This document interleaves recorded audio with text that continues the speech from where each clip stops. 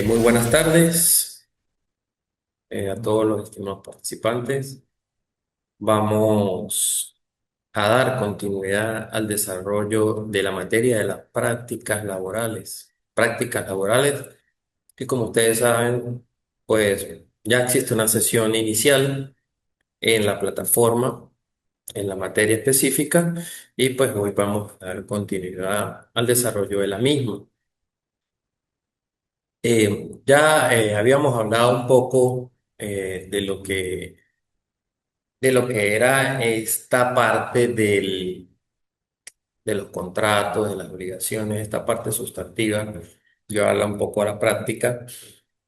Y vamos a hablar hoy, vamos a retomar un poco y seguimos con el desarrollo de lo que es el salario. Tenemos que tener claro que en cuanto a los salarios existen tres tipos de salarios: salario básico, salario normal, salario integral. Salario básico, como les comenté, es esa base, es ese único sustento que es fijo y que, como tal, su propio nombre lo dice, va a ser la base de un tipo de salario. Puede que sea el salario básico. En el caso, como un ejemplo, es el salario básico en Venezuela, es el salario mínimo. Si ese salario básico tiene otros bonos, tiene otras incidencias, tienen otras incidencias que se le agregan, que las va recibiendo de manera constante, pues entonces ya estaríamos hablando de un salario normal que es compuesto por un salario base más otras incidencias o bonificaciones. Se cree siempre que por el hecho de nombrar que se está pagando a los trabajadores un bono, ya no entra dentro del salario. Y esto pues es un concepto totalmente errado, el cual pues ya está más que escrito, más que entendido, que toda la remuneración que reciba de manera constante, de manera fija, o de repente no es de forma del monto fijo, pero sí de una manera regular y constante, pues entonces en este momento vamos a decir que eso forma parte del salario del trabajador. Eso es lo que es el salario normal. Y también vamos a conseguir lo que es el salario integral, que, como ya les había nombrado, ese salario integral compuesto por ese salario normal más unas alícuotas, alícuota de bono vacacional y alícuotas de utilidades. Cada uno de ellos se aplica para algunas situaciones. El salario normal es el que se aplica básicamente para todos los conceptos, con excepción de las prestaciones sociales del artículo 102, 142 de la Ley Orgánica del Trabajo, los trabajadores y las trabajadoras. Este salario es importante, pues, a los efectos de determinar cuáles son los beneficios del trabajador al finalizar lo que son las relaciones de trabajo. El, la prueba por antonomasia especial, específica e idónea para establecer el salario es el bono, perdón, el recibo de pago establecido en el artículo 106 de la LOT, en la cual pues es una obligación patronal que se expida un recibo de pago para los trabajadores, y cada vez que se van a dar las remuneraciones y los beneficios referidos, para establecer un monto del salario, y no solo ello, sino que sea detallado, que diga cada una de los conceptos que se están pagando, y pues allí esta obligación es un deber patronal. Su incumplimiento, pues, hace presumir de que el salario que alega el trabajador es el cierto. Bueno, eso es lo que establece la ley. La jurisprudencia hoy en día, con respecto sobre todo a lo que es la moneda extranjera, ha venido cambiando de criterio con respecto a de cuando un trabajador alega laborar y ser remunerado su trabajo, con divisa o con moneda extranjera.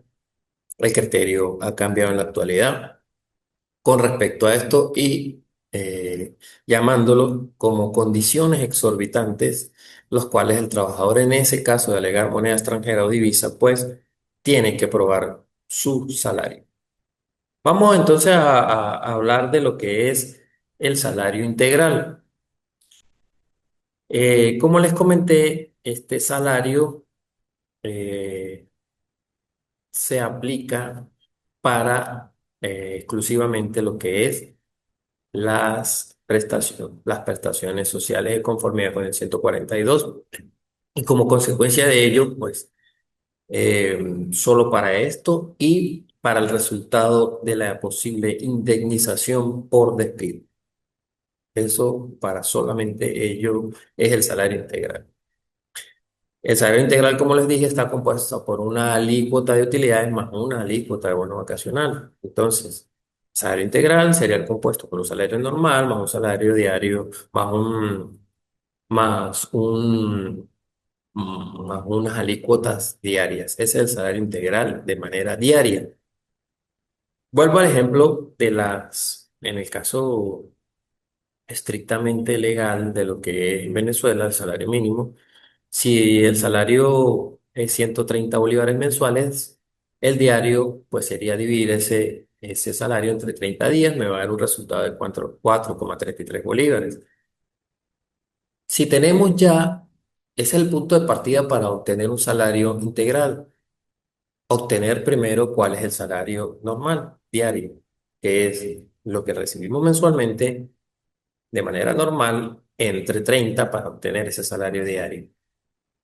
Ese resultado del salario diario es la base ya para obtener las alícuotas. Este resultado se va a multiplicar por la cantidad de días del beneficio de utilidades, que como ustedes saben, en principio son 30 días y como máximo pudieran llegar a 120 días. Ajá. Entonces, ese resultado del diario por el número de días nos va a dar allí otro resultado para obtener una parte de esa alícuota.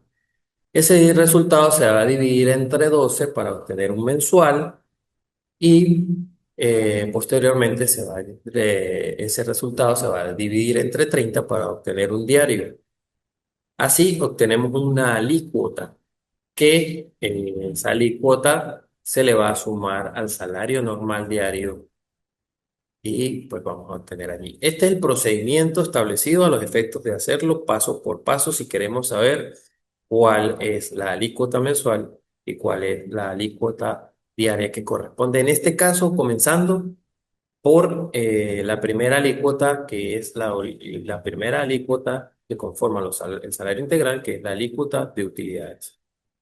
Ahora, si queremos no saber cuánto es la alícuota mensual, porque queremos hacer un procedimiento directo, pues entonces simplemente el salario diario, que es 4,33 bolívares, lo vamos a multiplicar por el número de días del beneficio de utilidad, o supongamos que es el mínimo, que son 30, 4,33 bolívares por 30, este nos va a dar un resultado. Y este resultado, para ir directo y obtener un resultado en la alícuota diaria, ese resultado de 4,33 bolívares por 30 días, ese resultado que nos da allí, lo vamos a dividir entre 360 y allí automáticamente vamos a obtener esa alícuota referente a las utilidades. Esta es la primera alícuota que conforma parte del salario integral.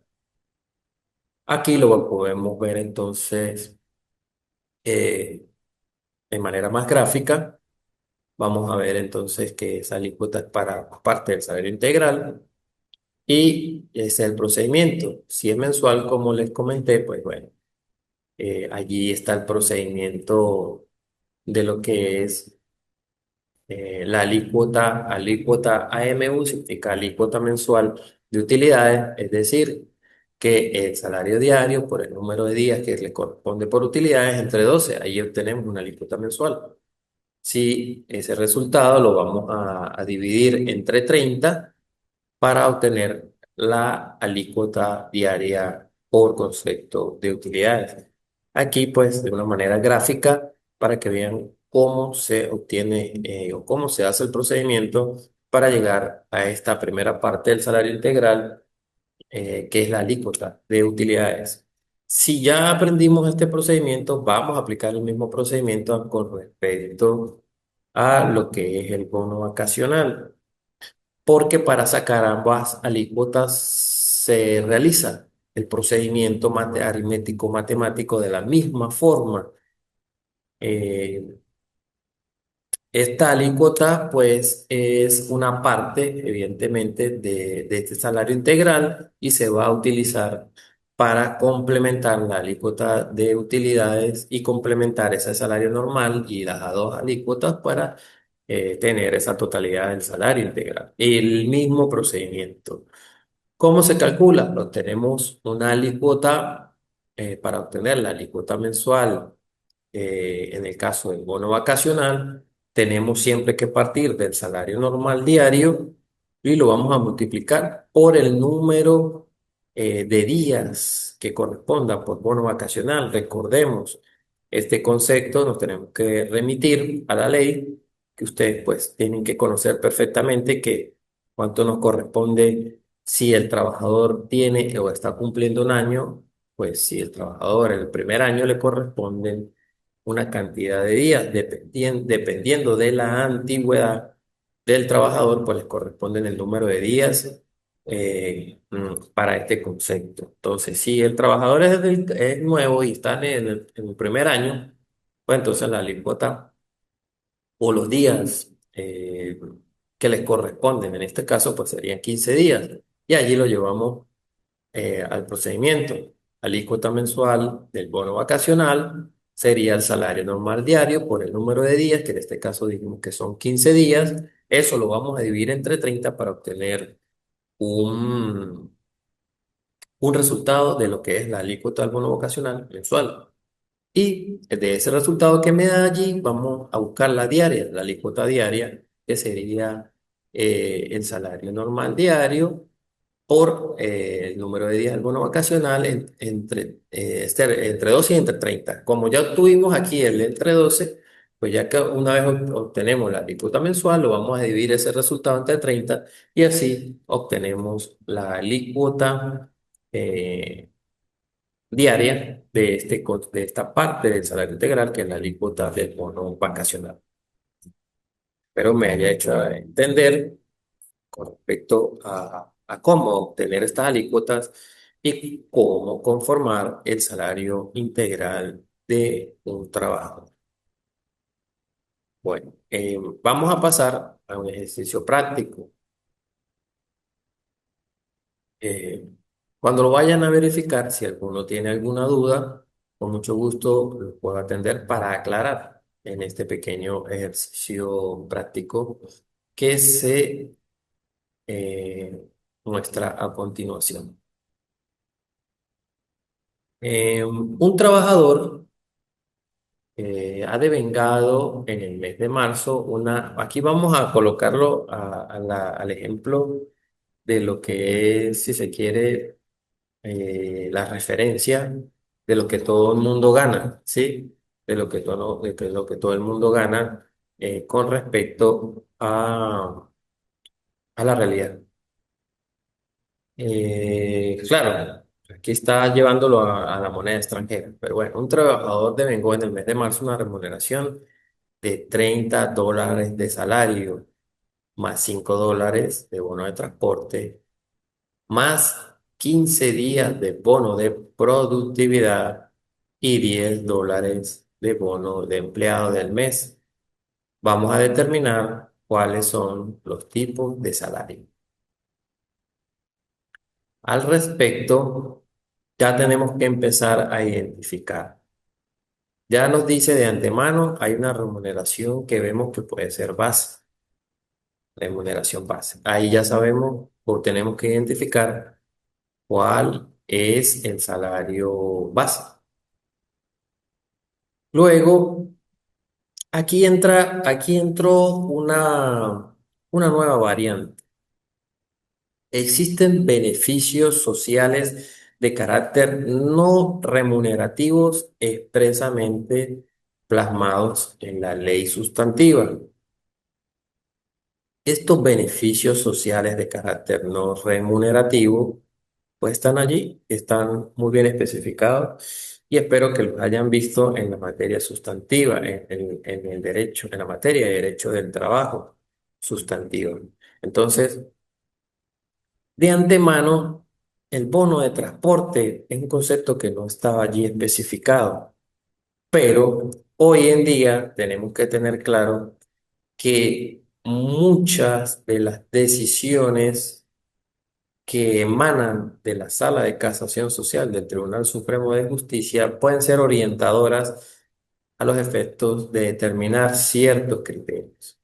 Como el bono de transporte no está allí especificado, se hacía entender que ese bono de transporte formaba parte del salario normal. Pero hay unas decisiones en las cuales me dicen que si ese bono de transporte cumple con ciertas circunstancias, con ciertas condiciones, pues como tal, ese bono de transporte no forma parte del salario normal. Entonces, vamos a colocar que este bono de transporte está excluido de lo que serían esas remuneraciones de carácter salarial. Recordemos que, y dentro de un ejemplo que se puede dar, que sí está dentro de los beneficios sociales de carácter no remunerativos, vamos a conseguir lo que es el cestatique. El cestatique, aunque es un ingreso que recibe el trabajador, pues este no forma parte del salario. Allí le vamos a sumar el bono de transporte si cumple con ciertas condiciones. ¿Qué otros beneficios de carácter no remunerativo establece la ley? Para que evidentemente no formen parte del salario. ¿Por qué? Porque pueden ser ingresos que reciba el trabajador, pero no van a ser parte del salario, como lo es el Sestatique, como lo son los servicios de centro de educación inicial, como lo son los reintegros por gastos médicos, farmacéuticos y odontológicos, como son las provisiones de útiles escolares y de juguetes, las provisiones de ropa de trabajo, el otorgamiento de becas o pago de cursos de capacitación y el pago de gastos funerarios. Expresamente, la ley me dice cuándo estoy en estos beneficios sociales de carácter no remunerativo. Haciendo esta aclaratoria, pues podemos hacer ya podemos ir viendo cuál es el salario base, cuál pudiera ser el salario normal, ¿sí? Y cuál es el salario integral. Si ya tenemos claro cuál es el salario normal, es la base para poder obtener el salario integral correcto.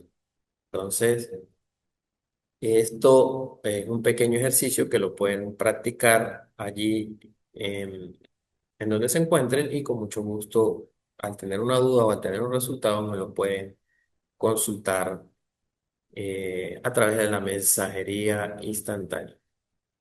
Bueno, espero que esté claro hasta aquí. Vamos a continuar con un artículo como lo es el artículo 118 de la LOC referido a las obras extraordinarias. Para, mm, para que nosotros sepamos cuando estamos en presencia de, de una jornada extraordinaria, pues primero tenemos que estar claros o tenemos que estar muy claros de cómo son los horarios. Para poder estar claro de cuándo estamos efectivamente en una jornada o en otra, o cuando sí estamos dentro de lo normal y cuando estamos dentro de lo extraordinario. Para ello, tenemos que tener muy claro que existen unos límites, que existe una jornada diurna, que puede existir una jornada nocturna o que puede existir una jornada mixta. Al respecto, para tener muy claro en cuanto a lo que es la jornada diurna, esa jornada diurna es la que está comprendida entre las 5 de la mañana y las 7 de la noche. Esta jornada no puede excederse de 8 horas diarias ni de 40 horas semanales. Esto como norma general con respecto a lo que es el límite de jornada en cuanto a lo que es la jornada, la jornada diurna. Pudiera darse el caso de que la jornada no sea así, sino que sea nocturna. En este caso es la jornada que está comprendida entre las 7 de la noche y las 5 de la mañana. Esta jornada no puede exceder de 7 horas diarias ni de 35 a la semana. Con una pequeña aclaratoria. Cuando una jornada nocturna se expanda en una jornada diurna, se considera que hay continuidad y que esa jornada, a pesar de trabajarse en horas del día, pues ya inició en la noche, pues continúa siendo una jornada nocturna. Por eso los límites a la jornada son importantes y el manejo de ellos a los efectos de evitar consecuencias patrimoniales importantes en las entidades de trabajo. Eh, Está también la jornada mixta que como lo comenté, pues esa jornada no puede exceder de 7 horas y media diarias ni de 37 horas y media semanales.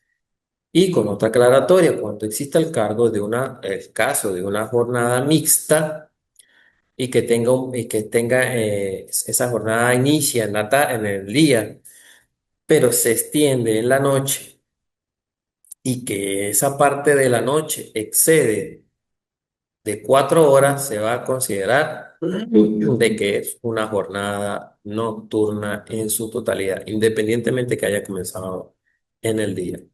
Entonces, dependiendo de la jornada, si analizamos esto, pues entonces allí estamos claramente para saber si cuándo estamos laborando jornadas extraordinarias y cuándo. ¿Cómo se calcula una jornada o una hora extraordinaria? Pues bueno, en el caso de las horas extraordinarias diurnas, o como popularmente se le conoce horas extras diurnas, pues tenemos en primera instancia como todo que establecer cuál es el salario normal. ¿Cuál es el salario normal? Y ese salario normal, no solo el mensual, tenemos que llevarlo al diario. Tenemos que llevarlo al diario, dividirlo entre 30 ya sabiendo cuál es ese salario normal, pues lo vamos a dividir entre el número de horas de la jornada.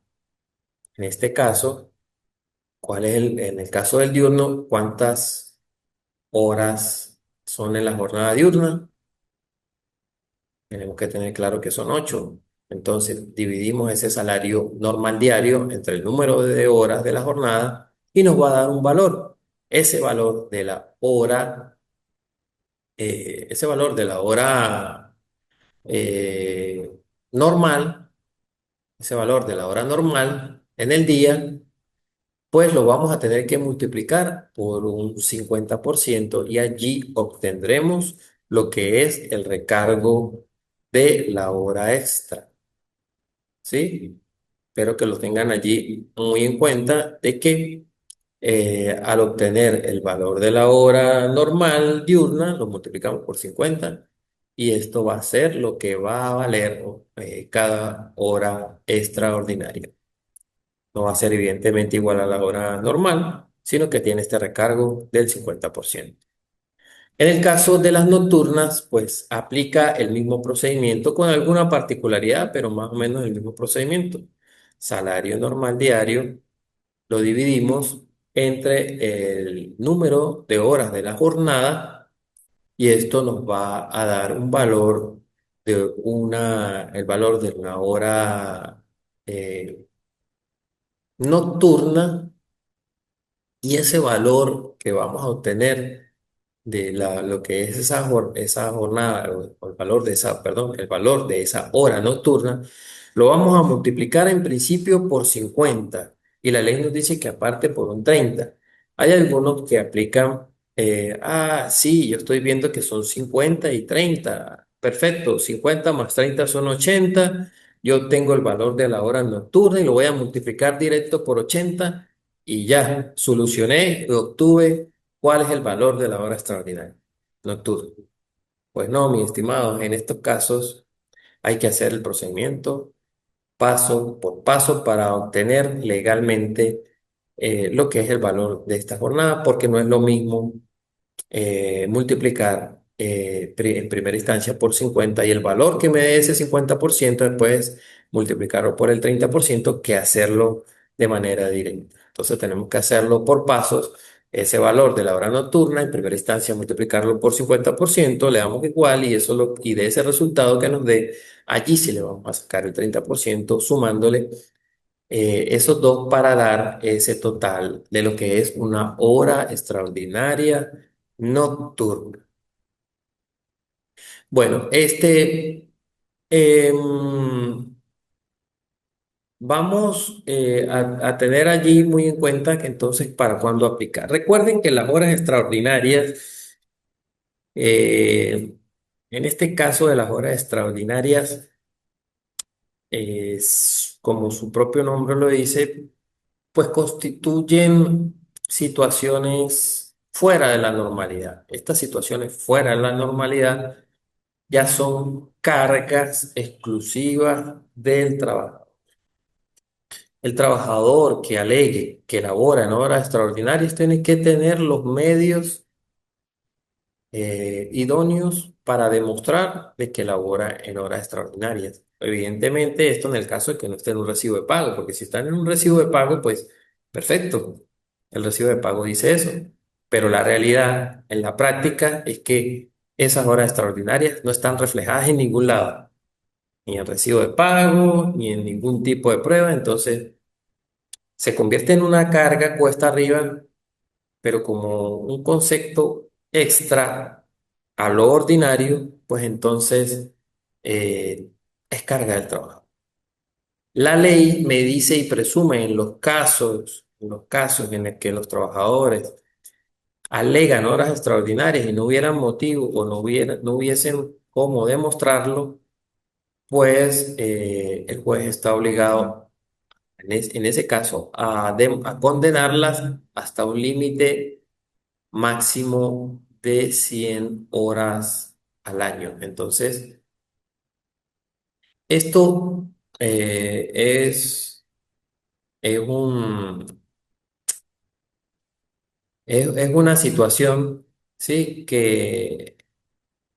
Que como tal son límites que coloca la ley a los efectos de, de limitar esa situación. Entonces, aquí pues vamos a ver esa situación.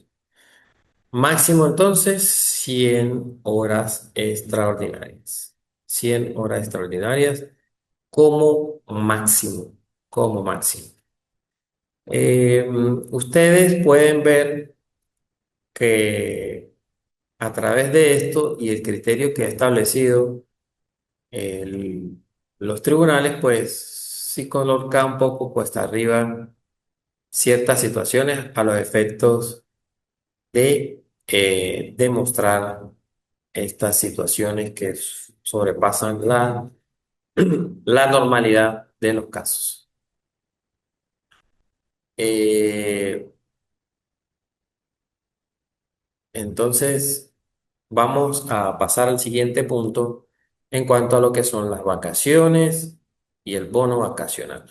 Vacaciones y bono vacacional. Eh, aquí vamos a tener estos dos conceptos, estos dos artículos que establecen la ley, que ustedes deben de saberlo muy bien si ya observaron, ya este, aprobaron lo que es la materia sustantiva del trabajo, el cual pues uno está en el 190 de la ley, el cual me establece que, bueno, cuando el trabajador ya ingresa a una entidad de trabajo y tiene trabajando un año de manera ininterrumpida, pues va a disfrutar de un periodo vacacional remunerado de 15 días hábiles. Y Luego del primer año se irá sumando un día sucesivo adicional hasta un máximo de 15 días, como ustedes lo pueden haber ya estudiado y analizado. Em, en estos casos, en estos casos de lo que es el tema de las vacaciones, Eh, al primer año ininterrumpido, 15 días. El segundo año, pues le suman uno, 15 más uno, 16. Al tercer año, dos días adicionales, 17 y así sucesivamente hasta ese máximo de 15 días más que se le pueden dar. Y en el caso del bono vacacional, aplica lo mismo. Este bono especial de 15 días adicionales cuando tenga la acreencia de estar en vacaciones, pues existe este bono adicional en el que la ley me ordena pagar en principio los 15 días de salario normal más un día adicional por antigüedad sucesiva en las entidades de trabajo. Quiero decirles algo importante con respecto a las vacaciones. Las vacaciones, el concepto en sí es el descanso. Tiene una obligación de dar y de hacer. Obligación de dar, obligación de hacer. Porque las vacaciones es disfrutar, salir a descansar efectivamente del trabajo de un año. Salir a descansar. Entonces ese es un descanso remunerado. Ahí las vacaciones, estos 15 días se pagan, es ese descanso remunerado. En este lapso de tiempo no tiene por qué existir el salario. Lo que se paga, que parecía ser una quincena, es el salario. No es el salario, sino es ese descanso remunerado. Y adicionalmente, pues tiene un bono vacacional, que ese bono sería en principio el primer año de 15 días, el cual debe ser igualmente pagado. Para cerrar la presente sesión, pues vamos a ver allí lo que son las vacaciones, lo que son esas vacaciones y ese ejercicio, y aquí viéndolo de manera gráfica para hacerlo práctico, vamos a ver cómo podemos calcular en una tabla, ¿sí? Una pequeña tabla, este concepto. Entonces, si queremos, si queremos saber cuánto le corresponde a un trabajador por vacaciones cuando ya cumplió un año ininterrumpido de trabajo para una entidad de trabajo, pues lo primero que tenemos que hacer como todo es obtener el salario normal diario. Si no existe un salario normal, pues con el salario base aplica de igual forma. Entonces, ese salario normal diario, ya cuando tengamos al dividir el mensual que se gana entre 30 pues vamos a obtener ese salario diario. Luego lo vamos a multiplicar ese salario normal diario por el número de días. Pues ya saben, si es un año, si es el primer año, pues sería por 15 días. Esa operación matemática nos va a dar un monto y ese monto sería el que le correspondería por el primer año, en este caso. Ahora, ¿qué ocurre si la relación de trabajo termina o se ve interrumpida por la circunstancia que sea? Se interrumpió la relación de trabajo antes de cumplirse el año efectivo o ininterrumpido de trabajo. Pues entonces la ley me dice de que en esos casos esos conceptos deben ser cancelados de igual forma de manera fraccionada. De manera fraccionada. Entonces, en este caso, supongamos que el trabajador estuvo, allá calculamos que sí estuvo un año, pero póngale que él estuvo un año y 6 meses. Si estuvo un año y 6 meses, pues entonces esos 6 meses no van a quedar en el aire, esos 6 meses te le tienen que reconocer al trabajador. Y esos 6 meses, ojo, otra situación. No es que porque tengo un año, 5 meses y 28 días. No, mi estimado. Aquí, para que se cumpla el concepto de la fracción, deben ser por meses completos. meses completos, que en principio pues, son los 30 días. Si el trabajador tuvo 5 meses y 28 días, son 1 año y 5 meses, ¿no? Quedaría pendiente la fracción de 5 meses para calcular.